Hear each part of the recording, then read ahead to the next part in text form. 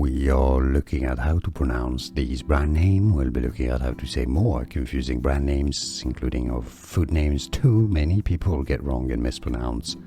A brand from Italy, but South Tyrol, where they speak more German. Loacker is how it's said, locally with the original language, Loacker. So in English, generally Loacker or Loacker. We are looking at how to pronounce these brand names. We'll be looking at how to say more confusing brand names, including of food names too many people get wrong and mispronounce.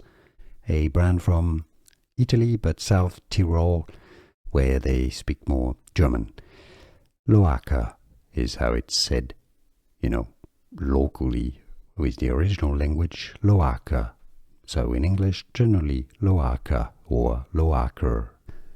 Here are more videos on how to pronounce more confusing words and names too many mispronounced. Like this video if you found it useful. I appreciate your support. I'll see you soon and thanks for watching.